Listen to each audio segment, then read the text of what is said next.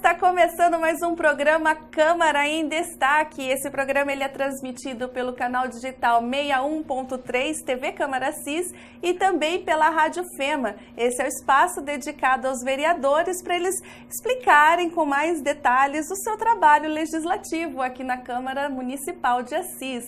E eu vou receber nesse programa de hoje, mais uma vez como convidada, a nossa vereadora mulher única aqui na Casa de Leis, a professora Dedé Elisete Mello. Seja bem-vinda, vereadora. Os agradecimentos são meus, Paula. É sempre uma satisfação poder participar do Câmara em Destaque. É um momento de nos aproximarmos ainda mais da população, daqueles que acompanham o nosso trabalho e poder, então, dialogar, né, juntamente com você, trazer as informações que são importantes para que os munícipes possam ter consciência das nossas ações enquanto vereadores, enquanto agentes públicos preocupados com os caminhos dessa cidade. Bom, então nós vamos iniciar a nossa conversa falando do primeiro encontro sobre saúde pública de Assis, que aconteceu aqui na Câmara Municipal, por iniciativa da Comissão da Cidadania, cuja presidência é da vereadora Dedé. Esse é um assunto que já vem sido debatido pela comissão durante praticamente desde o início do ano, né, Dedé? Que culminou nesse grande encontro, né? Por quê? Qual é o motivo dessa iniciativa? Bom, foi mesmo uma iniciativa da Comissão da Cidadania. Nós temos várias comissões, também pertinente que a população conheça o trabalho das comissões. Nós temos comissões do meio ambiente, comissões do orçamento, comissões da justiça, que analisam a legalidade dos projetos.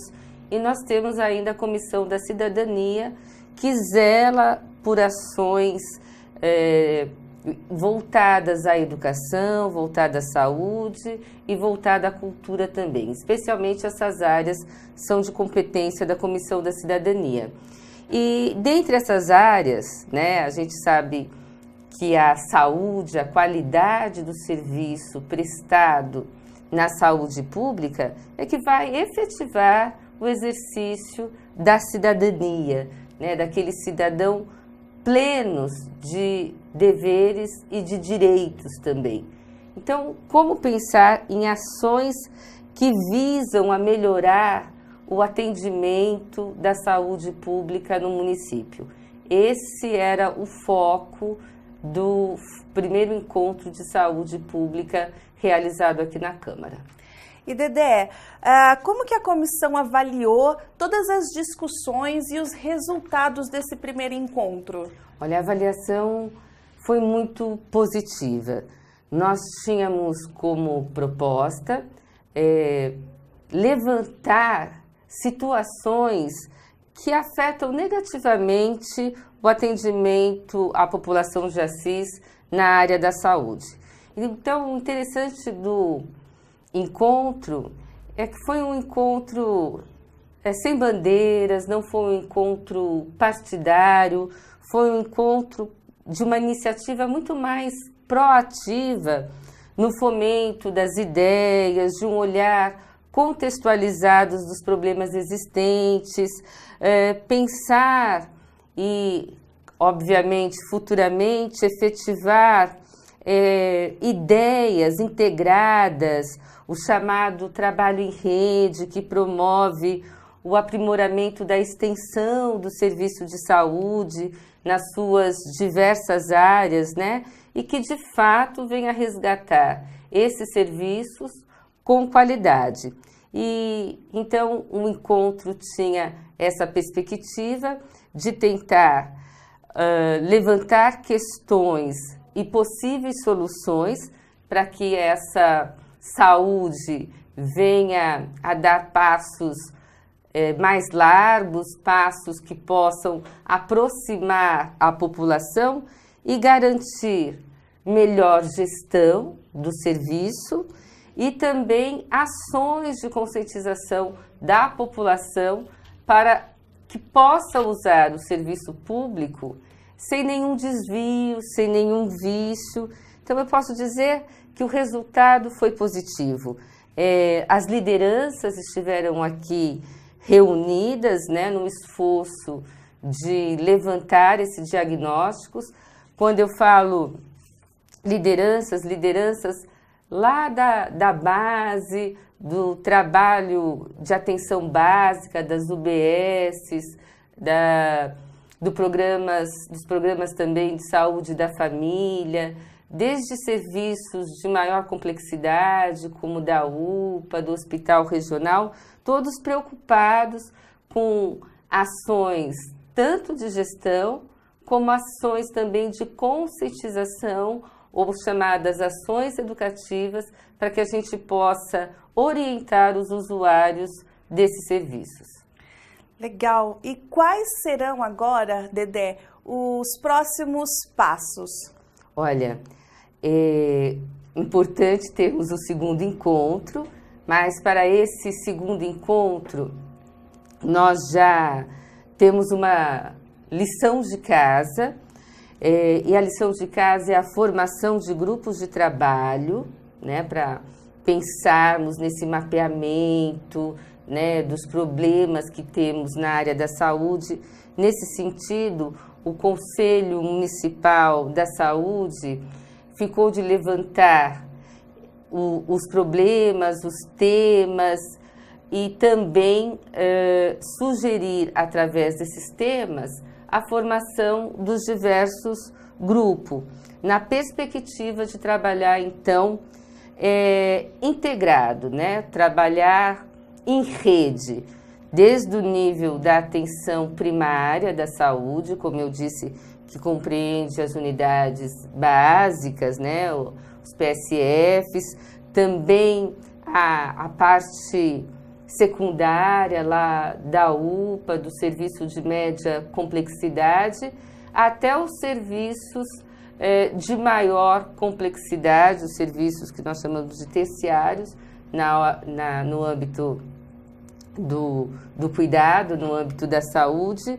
de grande complexidade, que estão nos hospitais. Aqui nós tínhamos também, então, esses representantes de todos os níveis de atenção. Bom, nós vamos então agora continuar falando de saúde, mas de um outro foco que tem gerado uma certa polêmica na cidade, que é em relação a esse término do convênio entre Prefeitura Municipal e CIVAP na gestão da UPA. Né? A gente precisa esclarecer então a população do que está acontecendo. Tem muita gente que acha que não vai ter mais UPA, né? Os funcionários que são contratados pelo CIVAP estão temendo pelos seus empregos, né? Enfim, tá uma bola de neve, uma coisa aí que a gente precisa esclarecer para as pessoas, né? Foi dito que a FEMA entraria como parceira da Prefeitura Municipal para fazer essa transição na gestão, né? É importante dizer a você que está em casa que a UPA não vai fechar, né? Ela está mudando a direção, né? Quem vai gerir tudo aquilo, né? Para cuidar do estabelecimento, melhorar a qualidade de atendimento, enfim. E a FEMA está participando deste processo de transição, né? Por que a FEMA? Né? Bom, você esclareceu aí muito bem. A população tem que ter consciência, né, do que está sendo pensado e no que vai ser realizado nos próximos meses, no que diz respeito à mudança, à transição, às transformações que estão por vir. Então, a partir de 1º de dezembro, a UPA, a Unidade de Pronto Atendimento, ela passa a ser responsabilidade do município.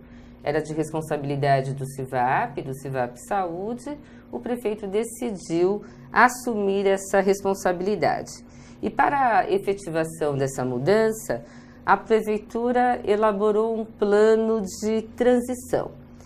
E nele ficou estabelecido que existirá uma comissão formada por diversas representações sociais e a FEMA não ficaria fora desse acompanhamento, não deixaria de contribuir nessa transição, visto que nós temos cursos na área da saúde, cursos consolidados como o da enfermagem, que completa mais de uma década, o curso de medicina, que também no seu terceiro ano vem contribuindo já com o município, levando nossos professores, nossos alunos para as unidades de saúde pública.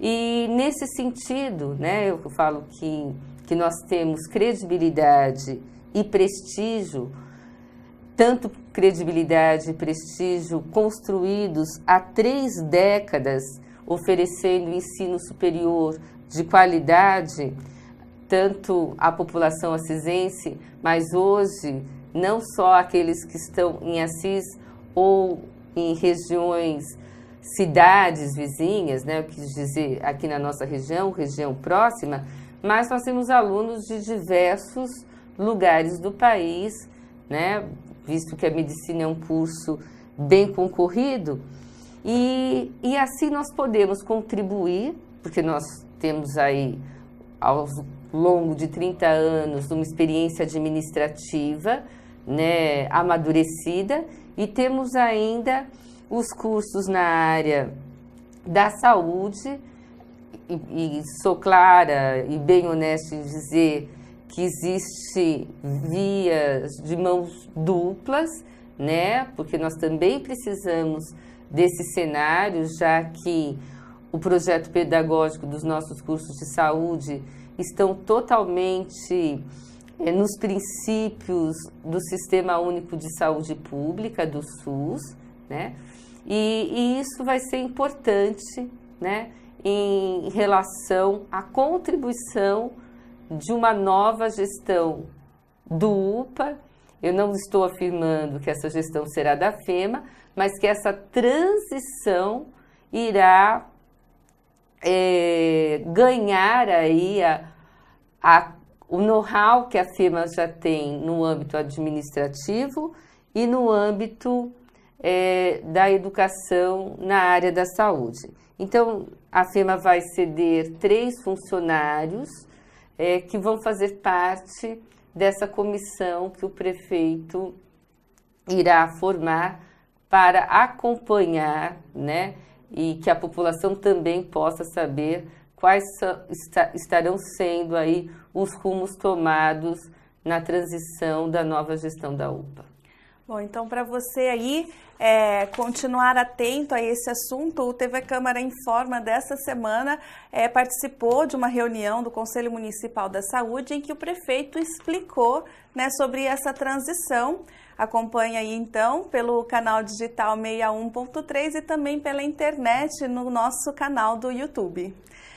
Dedé, vamos então falar, para encerrar esse bloco, do programa Rede de Proteção às Crianças e Adolescentes com Deficiência, né? Esse programa ele foi desenvolvido aqui na cidade, em mais 11 municípios paulistas, durante esse primeiro semestre, com enfoque na violência, né? Uhum.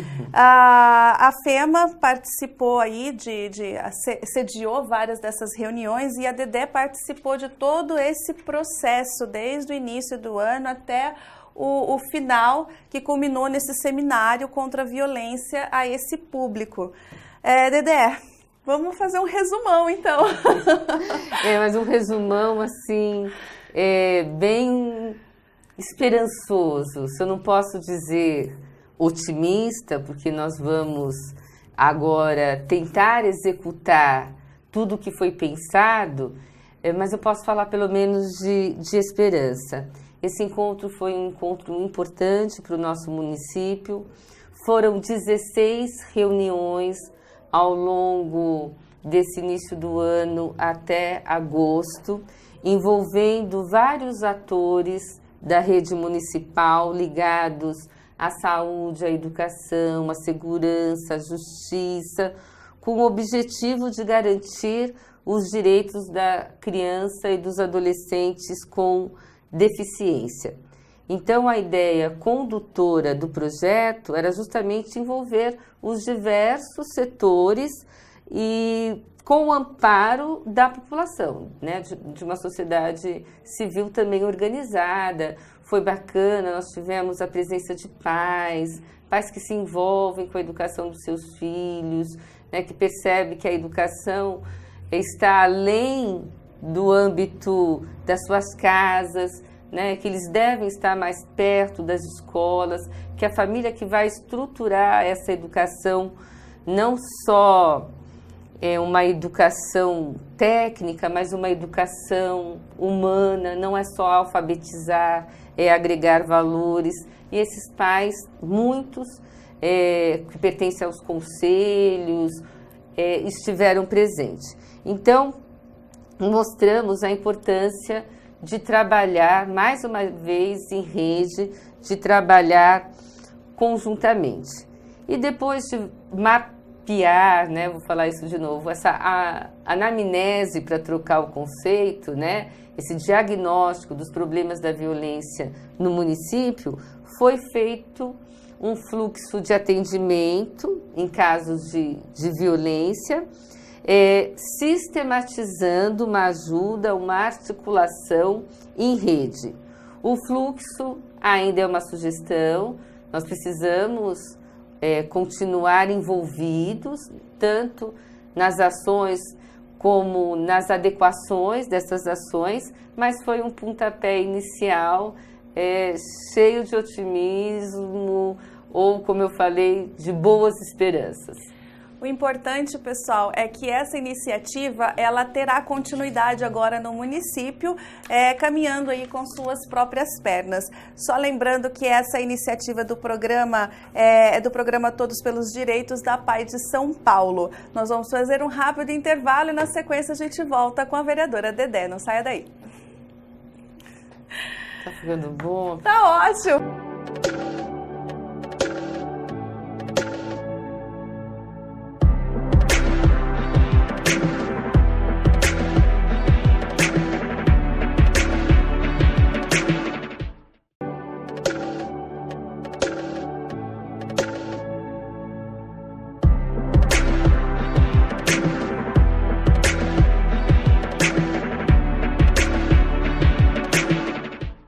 Estamos de volta com o Câmara em Destaque. Nós vamos continuar, então, a nossa conversa com a vereadora professora Dedé. Dedé, no bloco anterior a gente falou bastante sobre rede, né? O Rede da Saúde, todos os integrantes que participaram do primeiro encontro sobre saúde pública. Falamos também da rede de proteção à criança e adolescente com deficiência. Mas explica para nós o que é esse trabalho em rede, né? Qual que é a sua importância? O trabalho em rede, ele tem características extremamente positivas, né? Primeiro, quando a gente fala trabalho em rede, a gente coloca indivíduos, instituições preocupados com o mesmo tema, com uma mesma problemática, e passa a ser um trabalho político, mas não um trabalho partidário, né? Um trabalho político, como está na essência da política, um trabalho de transformação social, um trabalho que promove o bem comum. Então, as redes podem ser consideradas como sistemas organizacionais capazes de reunir tanto indivíduos como instituições de forma mais democrática, participativa, aberta, em torno de objetivos ou realizações comuns. Como eu falei anteriormente do trabalho da APAI, juntamente com o CONDECA, que veio trazer a problemática da violência contra criança e adolescentes vitimizados ainda com algum tipo de deficiência, que não é só um trabalho no âmbito da saúde, não é um trabalho só no âmbito da educação, da inclusão social, não é um trabalho só no âmbito da justiça, daquele que sofre a violência. Temos que ter aí agentes responsáveis de diversas áreas, para que a gente consiga efetivamente trazer mudanças nesse âmbito e que sejam mudanças positivas, mudanças efetivas e mudanças que integram esses grupos e integram também a dignidade, né, no caso dessas vítimas de violência, em qualquer caso, né, que o trabalho em rede pode ser efetivo.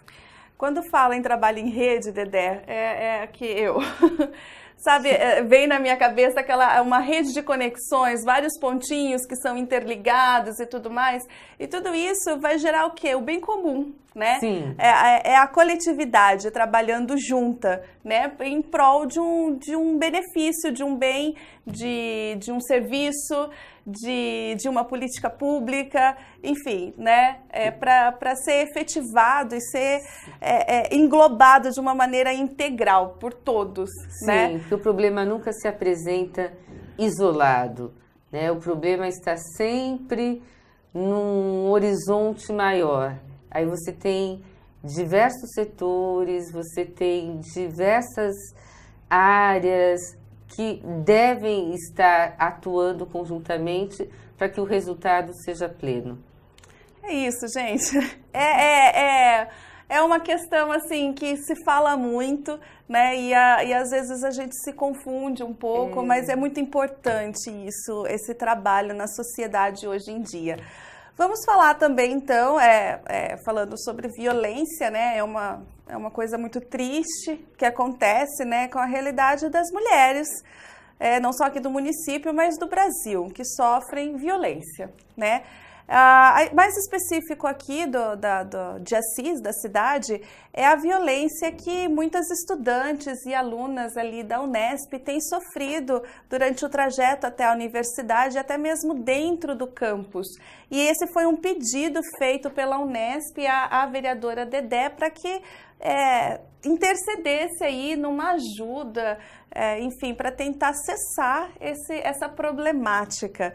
Um grupo, né, feminista veio aqui na Câmara Municipal, expôs toda essa problemática, não só da Unesp, mas de uma maneira geral, né, e vamos falar o que poderia ser feito, então, né, para minimizar esse problema? Esse problema também é urgente e muito triste.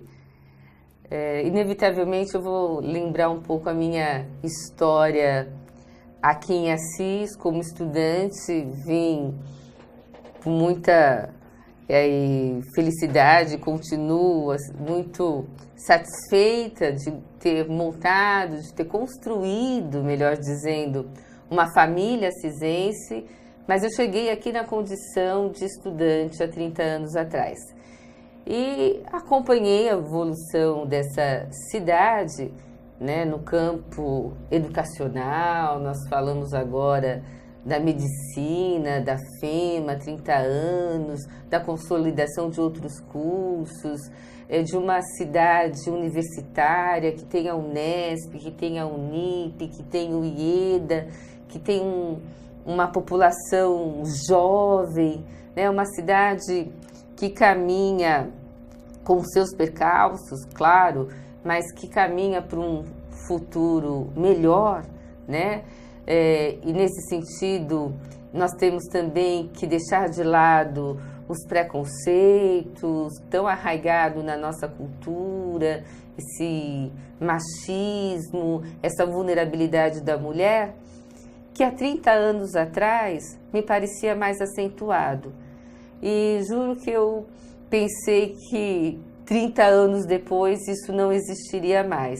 Então nós falamos de avanços em outras áreas, mas no campo do respeito, né, do respeito à mulher, nesse caso, ainda há um retrocesso. Nós, vereadores aqui, costumamos debater, né, os destinos do município, pensarmos na implantação de tecnologias, de cidades digitais, de cidades inteligentes, mas isso tem que estar conciliado com uma mudança também mental, de uma mudança de valores morais. para mim, é muito difícil até consentir isso, que essas jovens ainda sejam vítimas, jovens estudantes, não só da Unesp, não só jovens que cursam o nível superior, mas dessas adolescentes, dessas moças que estão aí no campo da vulnerabilidade. Isso não pode acontecer. Então, quais são os passos, né? O que a gente pode fazer? O passo mais efetivo é mesmo das políticas públicas. Nós temos, né, que debruçar estudos e ações no que concerne aí as políticas públicas no sentido do combate à violência contra a mulher. Temos que reconhecer o problema, né? Tem as suas peculiaridades, né? Quando a gente vai mapear, vai ver isso no município. Temos que construir essa agenda, temos que, após esse passo, mostrar propostas de solução para o problema reconhecido. E aí o terceiro passo é mesmo a tomada de decisão política. E existem alguns caminhos. Nós gostaríamos muito que tivesse uma secretaria de combate à violência de gênero, mas no atual momento acho que a gente tem que dar um passo importante para chegar lá, né? Criar um departamento, criar uma repartição que venha se responsabilizar com os agentes aí qualificados envolvidos no combate à violência a essas mulheres, a essas jovens que não podem ser vítimas dessas ações em pleno século XXI. Esse assunto é um assunto muito importante, porque para nós mulheres, quem toda a sua trajetória, sua vida não sofreu algum tipo de violência, né?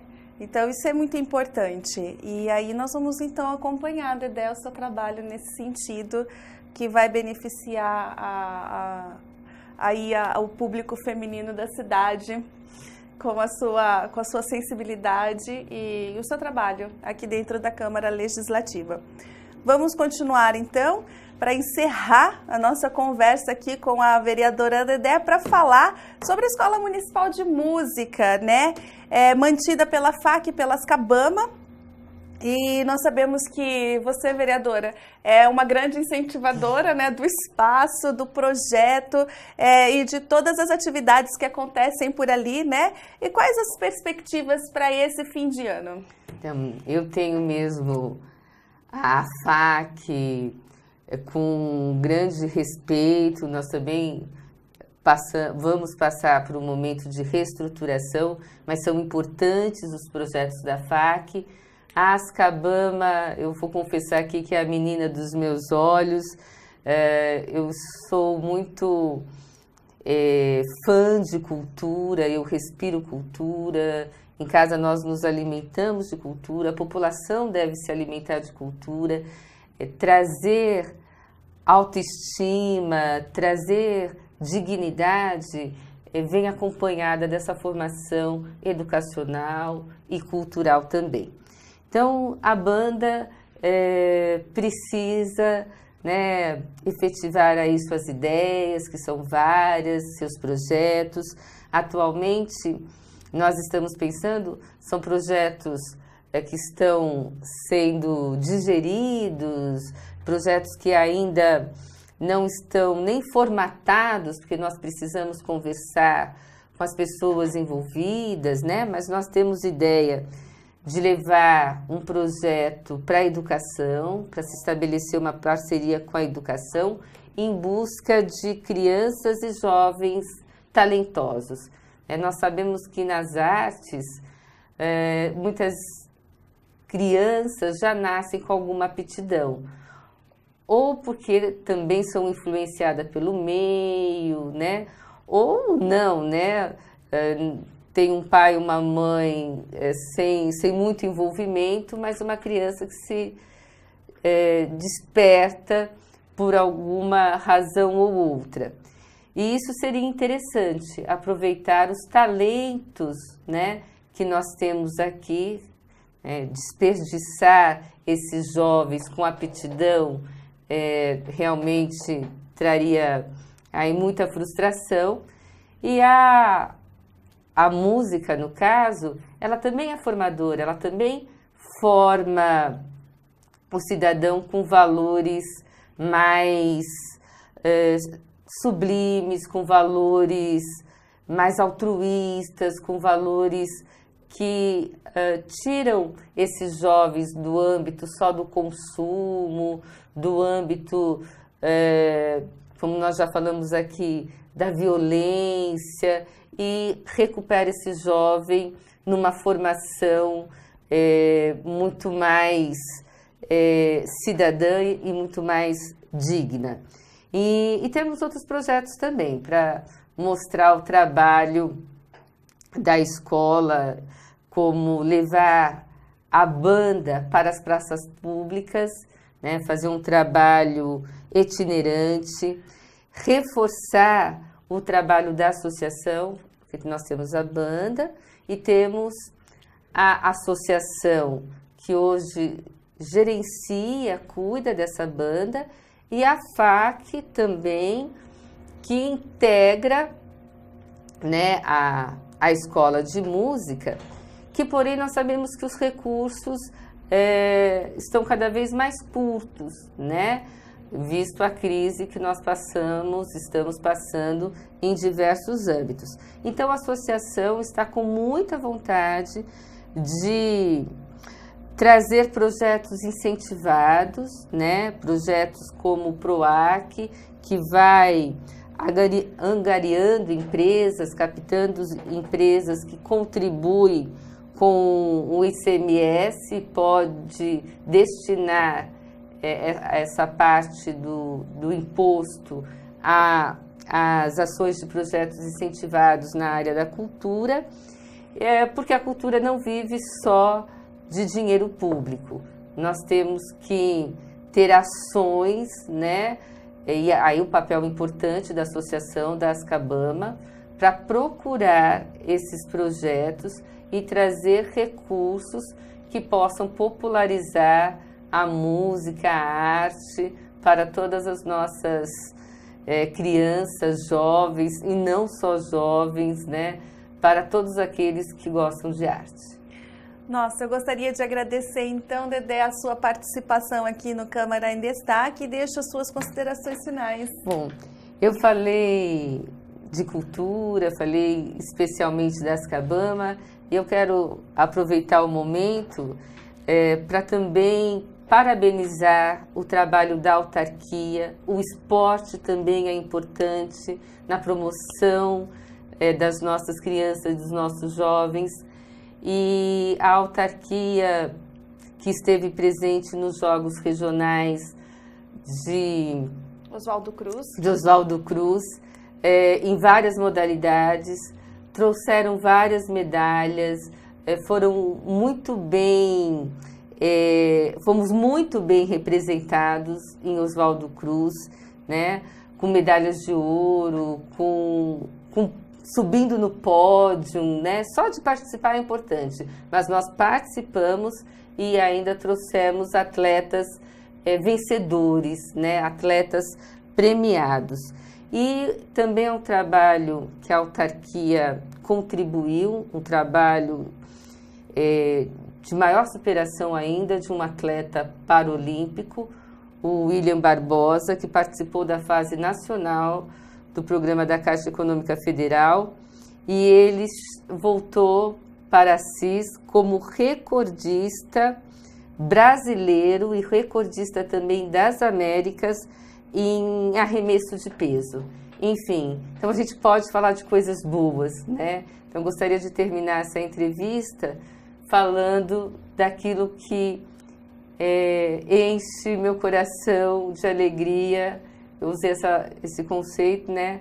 E de esperança também, apesar de tudo, de toda a crise, ainda vamos pensar e ainda vamos acreditar num mundo melhor. Obrigada, Paula, pela oportunidade. Nós aqui da TV Câmara também agradecemos a sua participação e no próximo bloco nós vamos conversar então com o vereador Vinícius Simili, depois do intervalo.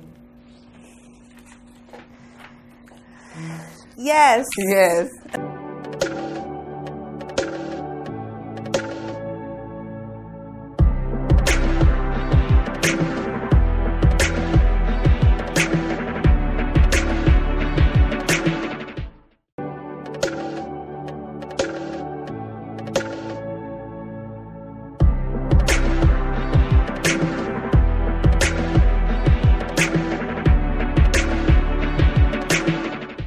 E o Câmara em Destaque está de volta e nessa segunda parte do programa eu irei conversar com o vereador Vinícius Simili.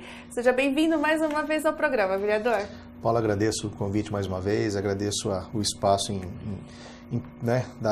desse espaço da TV Câmara para poder levar para a população um pouco do dia a dia nosso aqui na Câmara, um pouco dos nossos projetos, do que tem acontecido de uma maneira geral dentro da cidade de Assis.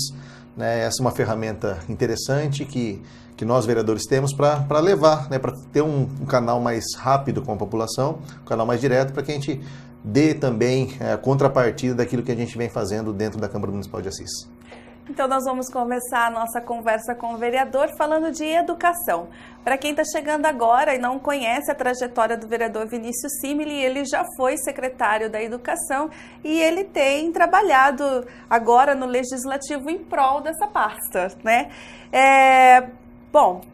No caso da educação, houve aqui na Câmara Municipal uma reunião com os conselhos do Fundeb e da Educação acerca do aporte previdenciário que tem sido descontado do fundo, né? E para você explicar para nós, Vinícius, o que é esse aporte, é um termo que eu particularmente não conhecia, né? E o que isso reflete nos investimentos para a educação? Bom, Paula, na verdade, antes de falar do aporte em si, eu gostaria de explicar mais ou menos como é que funciona a questão do recurso que vem para a educação, né? O recurso do Fundeb, que é um fundo que o governo federal, um recurso que o governo federal manda para o município de Assis, para que o município possa custear aí, desde os professores até a questão do quadro de apoio do magistério, manutenção das escolas, das unidades escolares. Então, o recurso que vem para o município de Assis, né, uma verba carimbada, né, e obrigatoriamente para ser investido dentro da educação. Como é que ele funciona? O Fundeb ele é dividido em 60% e 40%, ou seja, desse recurso todo que vem para a cidade de Assis, 60% é obrigatoriamente para ser pago com quadro de pessoal, professor, diretor, né, o quadro de pessoal da educação, dos servidores que atuam nas unidades escolares. 40% destinado à manutenção das unidades, ao pessoal de apoio, ou seja, o pessoal da secretaria pode ser pago com esse recurso. Então você tem essas duas dinâmicas dentro desse recurso, né? Um recurso que aqui em Assis, no ano de 2017, está gerando em torno de 40 milhões, né? Então esse é um recurso que vem destinado para a educação. Bom, o que vem acontecendo, que a gente tem observado, que infelizmente devido aí a queda na arrecadação do município, né, a crise que o Brasil vem passando de uma maneira geral, Assis está sofrendo com isso. Ou seja, o seu poder de investimento, tanto na manutenção das unidades escolares como de construção de novos prédios, está comprometido. Tudo aquilo que quase vem do Fundeb, né, está sendo investido para pagamento de pessoal. Ou seja, 86% desses 40 milhões são destinados atualmente para pagamento de folha de pessoal. Ou seja, e o restante que sobra é muito pouco. E aí que entra o problema. Desse restante que sobra, praticamente todo ele, ou seja, 5 milhões desse dinheiro que em tese seria para ser destinado para a manutenção das unidades, ele está sendo investido, ou seja, aportado na dívida, vamos dizer assim, para ficar mais didaticamente falando, na dívida que o município tem com a Previdência. Né? Então, assim, a gente tem observado isso diariamente ou trimestralmente falando com os apontamentos que o Conselho Municipal do Fundeb vem fazendo através da presidente Silvia Mota, né? E o poder de investimento da Prefeitura, principalmente na Secretaria de Educação, está ficando cada vez mais difícil.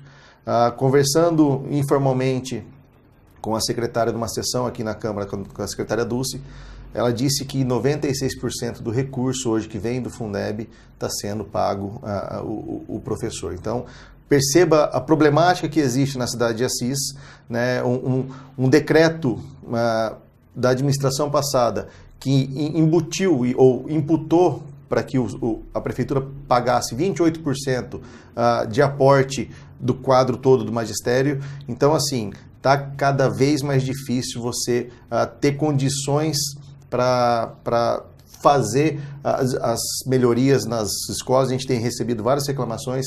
Então, assim, é uma situação preocupante. A prefeitura urgentemente precisa rever essa questão da porcentagem que a prefeitura está fazendo, retirando do cofre do município para pagar o Assisprev. Então, acho que existe uma conversa entre o Poder Executivo e o Assisprev para que esse aporte de 28% seja reduzido da sua carga para 22%.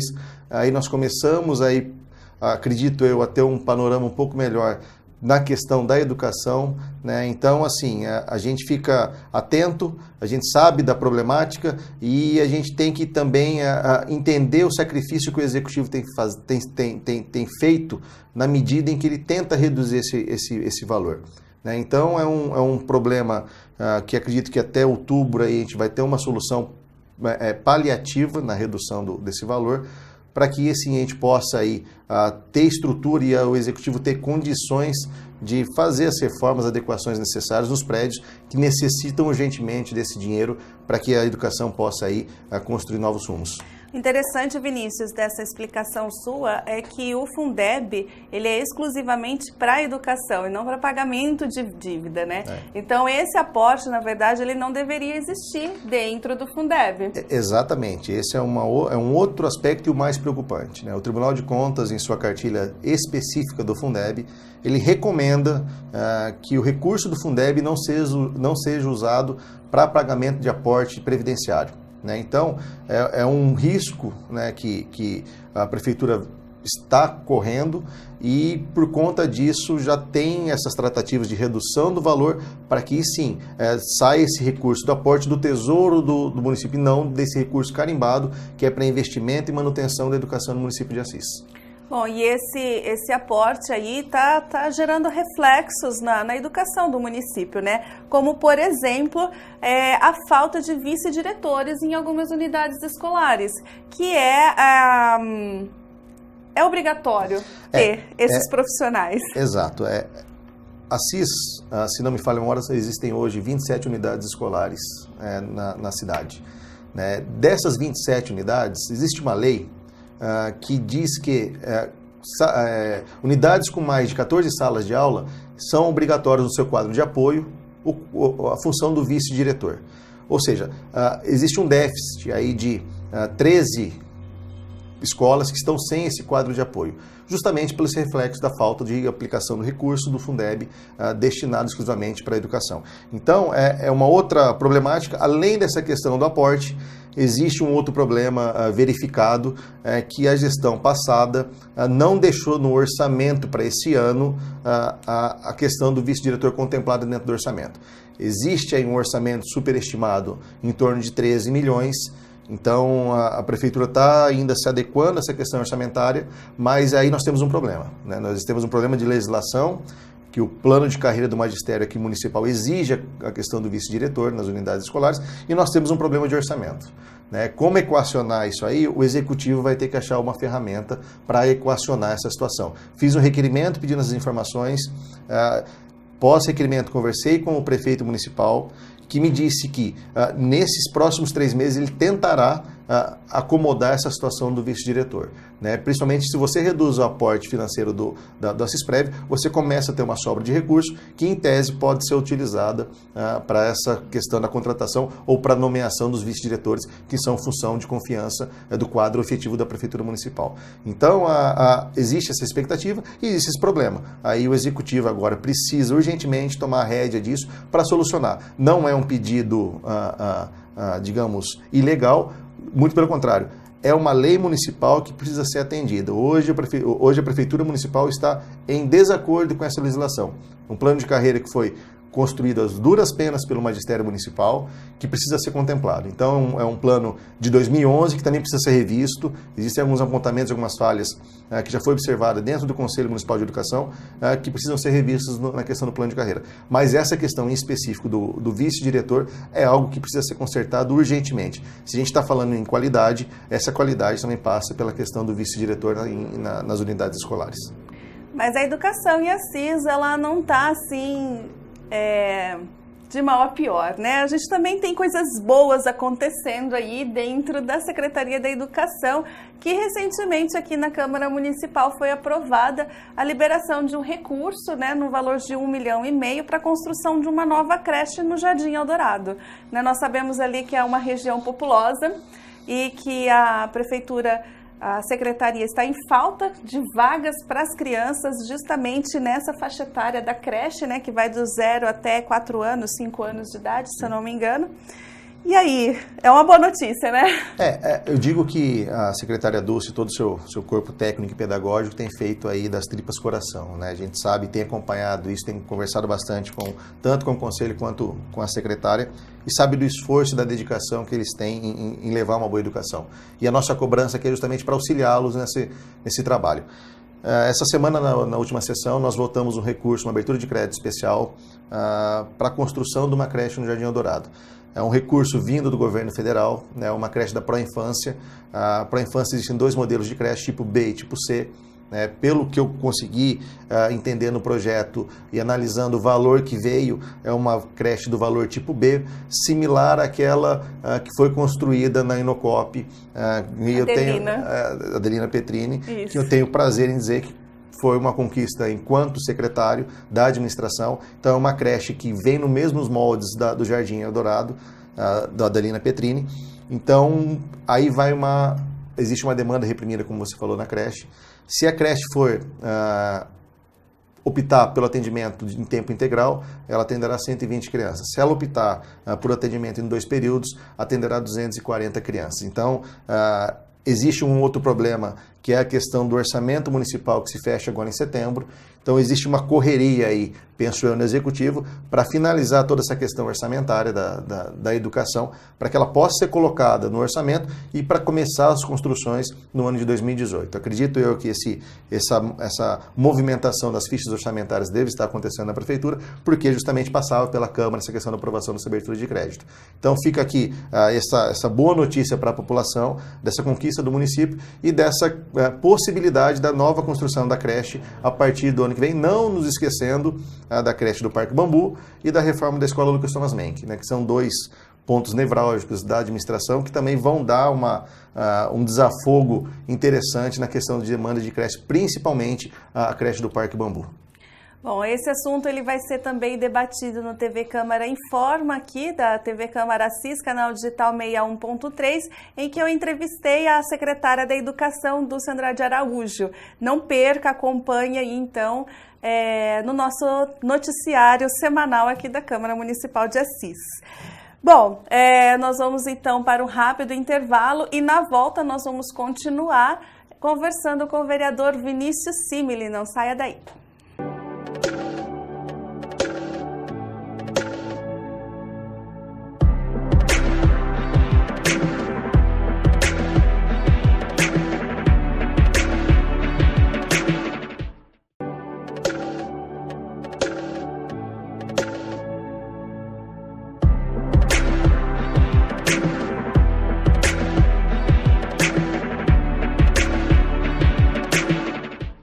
Voltamos com a última parte do programa Câmara em Destaque. Nós vamos continuar, então, a conversa com o vereador Vinícius Simili.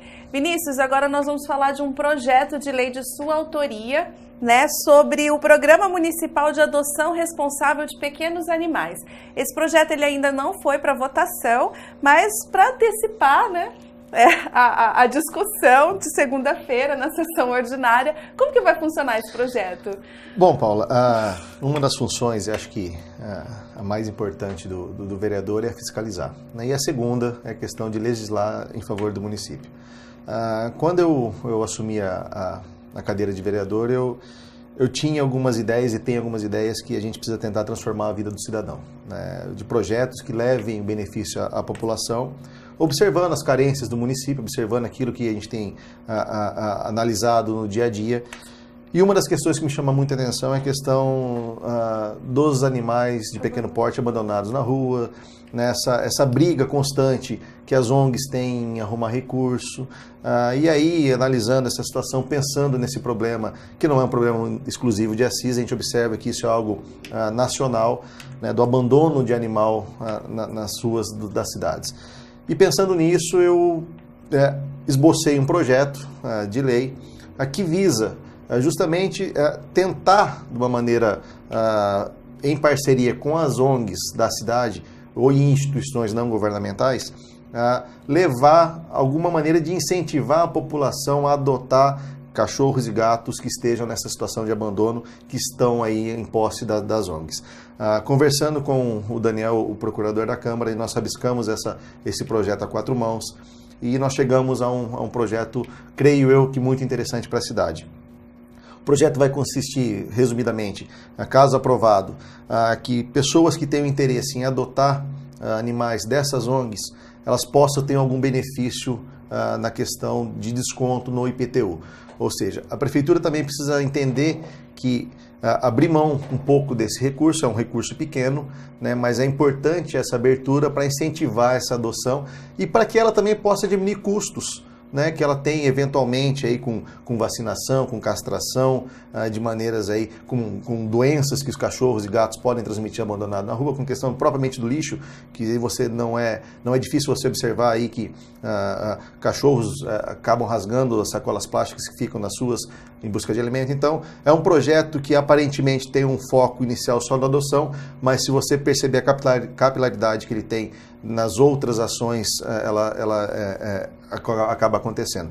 Então, em tese, em suma, é um projeto que a pessoa que tem interesse em adotar esse animal, ela vai até uma ONG, a ONG preencherá um formulário, né, encaminhando esse cidadão até a Prefeitura. De posse desse documento, o cidadão terá um desconto de uma UFESP no seu IPTU por animal adotado, podendo ter no máximo 2 UFESP. Então, quem adotar um animal vai ter um desconto de uma UFESP, quem adotar 2 ou mais animais terá o desconto de 2 UFESPs.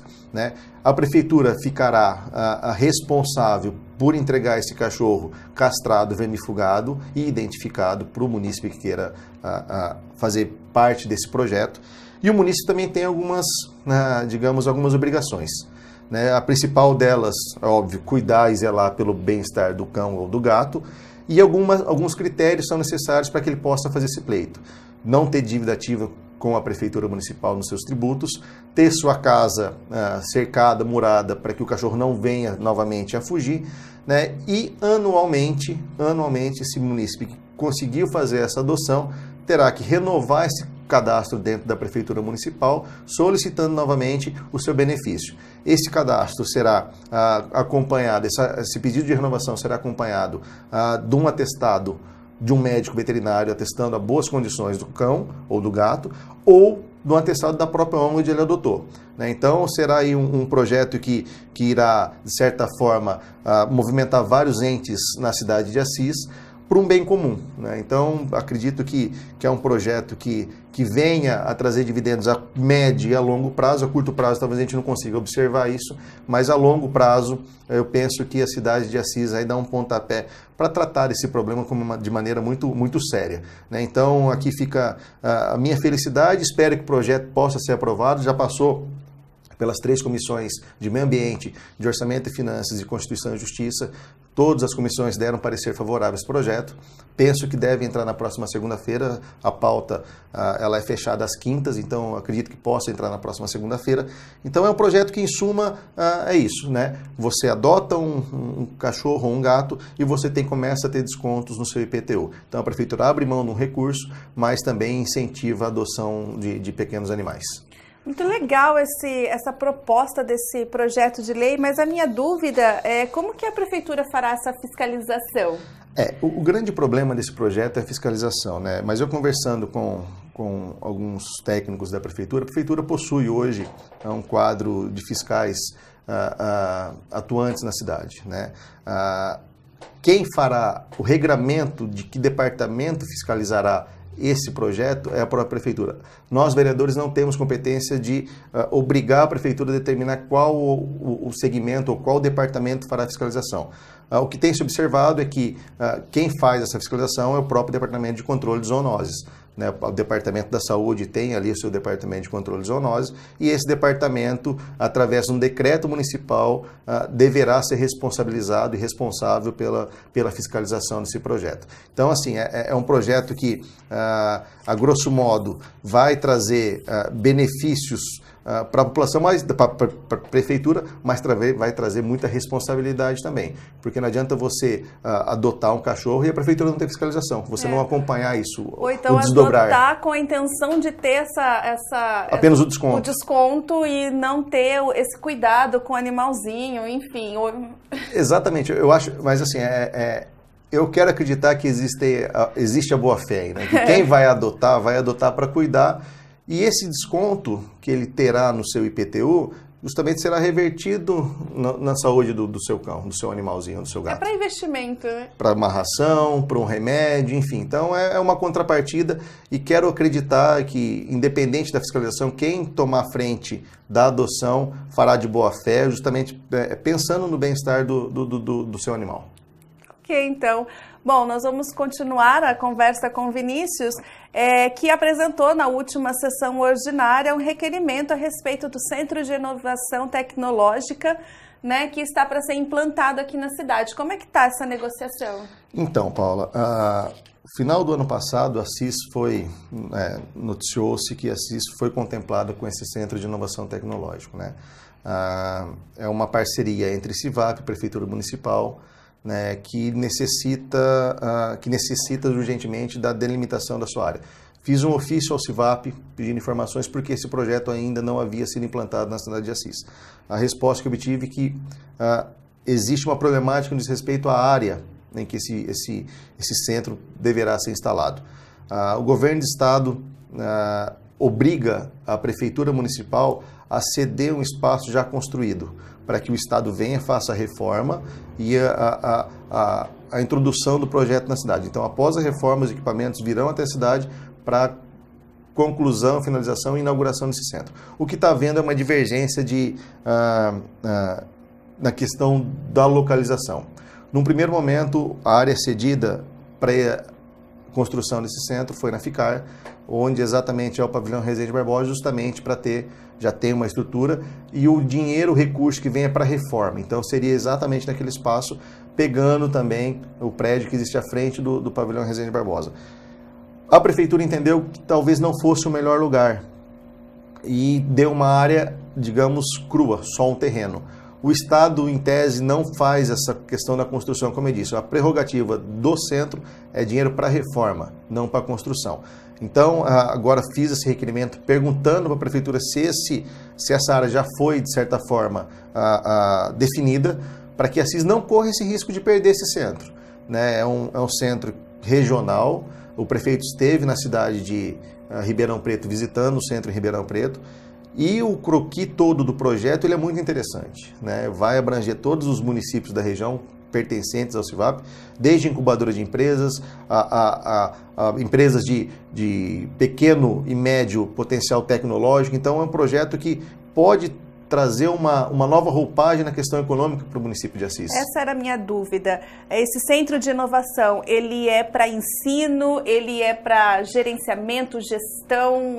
Gerenciamento, fomento, gestão de novas ideias, né, digamos aí, de economia limpa, né? Então, assim, para você produzir coisas, produzir dividendos tecnológicos, produzir conhecimento. Então, acho que a Assis tem a obrigação urgentemente de definir essa área, porque senão a gente vai cair num risco muito grande de perder novamente esse centro, né? Perder mais uma conquista para a cidade de Assis. Então, fiz esse requerimento, me preocupa a demora na definição, porque eu acho que quanto mais demora, o risco de se perder é maior. Então, o requerimento perguntei exatamente por que ainda não foi iniciado as obras e qual a área que em tese, o centro será construído. Então, são duas situações que precisam ser definidas urgentemente pelo Executivo para que a Assis não corra risco de perder essa conquista tão importante.